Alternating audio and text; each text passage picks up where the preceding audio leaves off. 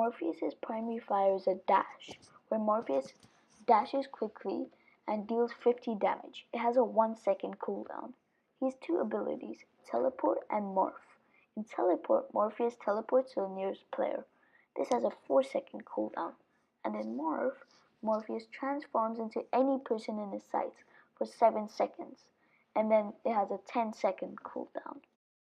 This clip above shows how Morpheus uses his primary fire dash to kill an enemy, in this case the Zenyatta. Not only could Morpheus use his dash to defeat enemies, he could also use his dash to run away from enemies. In fact, Morpheus has many uses for his dash, and in sacrifice for his agility, he has a slightly lower health, with only 150. Moreover, he has 1.25 times speed, making him even more agile and faster. And Genji, as a base character, is agile himself with being able to climb up walls and double jump, so it's a good addition to Morpheus. Being able to teleport plays a big role for Morpheus because he's able to sneak up on enemies, and he could also use the teleporting ability to run away and escape from enemies. Being able to morph into other characters is one of the biggest advantages of playing Morpheus. In this character, he switches to McCree and confuses the enemy and uses McCree to kill them both. He then goes back to Morpheus. In this example down above, he uses his dashes to get Lucio really low and then finishes him off with a knife. And he could easily do this due to his agility while avoiding all shots, since he keeps dashing around and jumping around. Now let's hop over to the coding side and the custom game side to see how this character was actually made.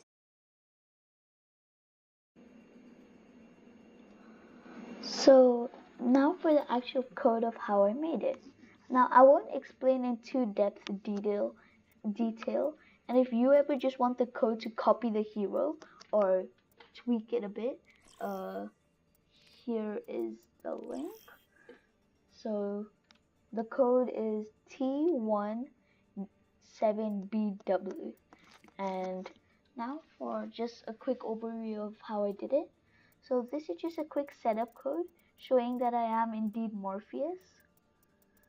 Then for this part, it's just the code that's required to make the artificial ability to morph into other characters. So this makes it so that I could change into, like, for example, if I see a Roadhog, I'll change it to a Roadhog. This manages for how long you're actually going to be the other character. So if I've become a Roadhog, I don't want to be a Roadhog for like the rest of the match. This manages how long you'll be it. Then this thing swaps back to the default hero. So if you change again to a Roadhog, then you're gonna go back to a Genji at this, or back to a Morpheus, sorry, this time. And this manages the cooldown for the morph ability.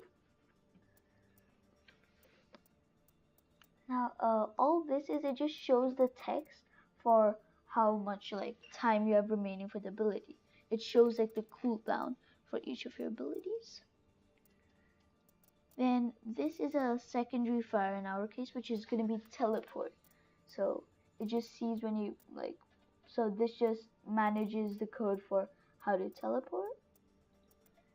And then this is manages the code for the cooldown for teleporting. So you don't want to be able to teleport every single second. So this is just a cooldown for it.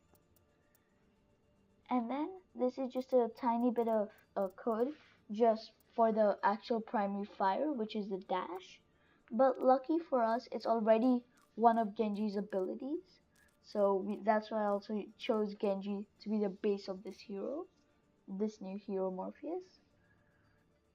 So for this, I tweaked it around a little bit. I deflected its primary damage and everything.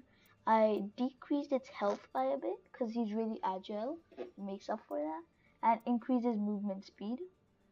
His secondary fire, primary fire, and all of his abilities are disabled.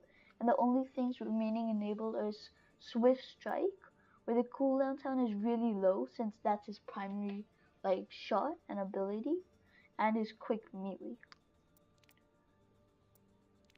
And that's basically it. Yeah, so that's all I did for the actual custom game part of it, and how I actually made this unique hero, which is Morphius. Thanks for watching. Be sure to like, share, and subscribe, and watch out for the new videos.